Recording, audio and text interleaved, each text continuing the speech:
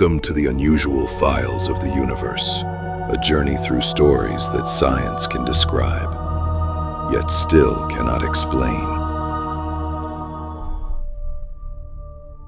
Every year, children around the world tell stories that defy logic.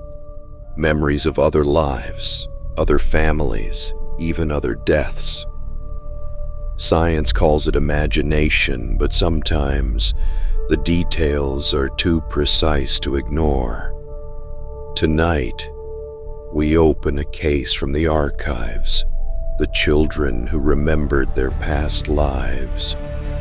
In the early 1950s, in a small village of northern India, a 5-year-old boy named Ravi began to speak of another life.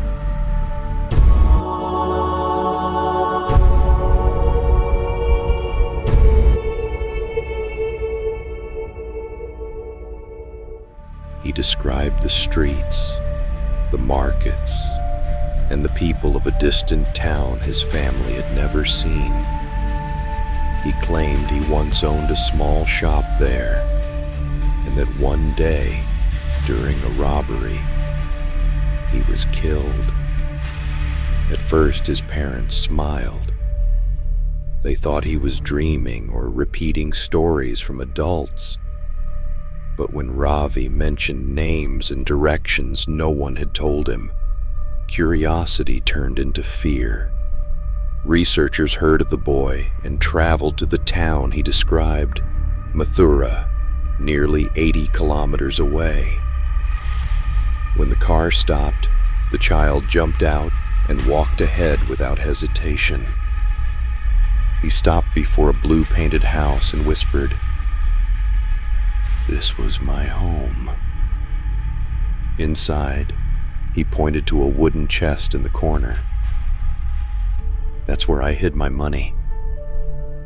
The chest was real, exactly where he said it would be. The money was gone.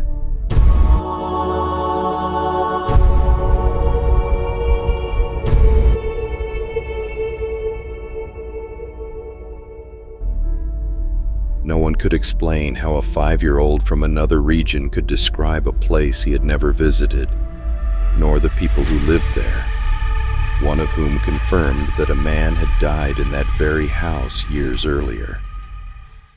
Years later, psychiatrist Stevenson from the University of Virginia began collecting stories like Ravi's. Over the next 3 decades, he documented more than 2,500 cases worldwide. Children between 2 and 6 who recalled details from other lives. Some remembered languages they had never heard. Others recognized families, homes, or personal habits of strangers long deceased. Many bore birthmarks that matched fatal wounds found on the people they claimed to have been. When Stevenson compared the cases, patterns emerged. The younger the child, the clearer the memory. And almost always, the recollections began to fade around the age of 7, as if reality quietly erased what did not belong.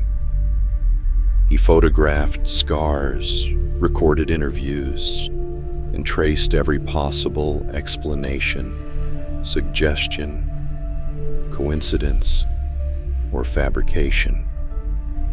But still, some cases resisted logic.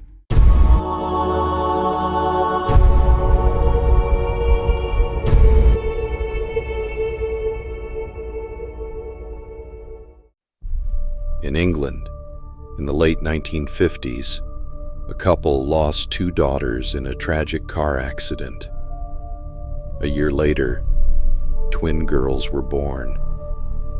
As toddlers, the twins began to recognize toys that had belonged to the deceased sisters. They named them correctly without ever being told their names. They pointed to places from the family's old home, and one girl had a birthmark on her forehead. the same spot where her sister had been injured. When shown old family photographs, the twins smiled and said, "That was us, before the fire."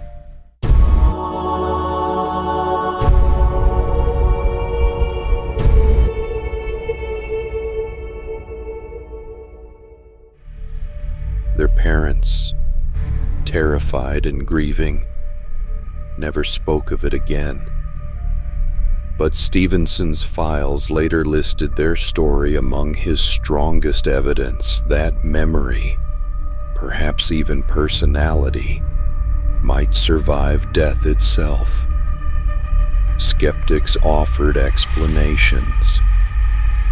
They said the children overheard adult conversations, that parents invented patterns out of grief, that chance and coincidence created illusion. But how could a boy name a town he had never visited? How could two sisters reborn recognize hidden objects from another lifetime?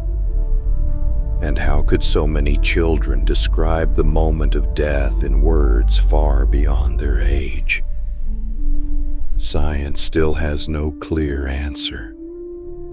Brain, soul, or something else entirely, the mystery remains suspended between worlds.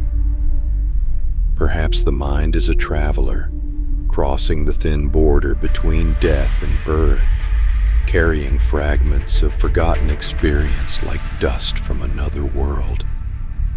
Perhaps what we call imagination is only memory without context, a whisper from before we were born.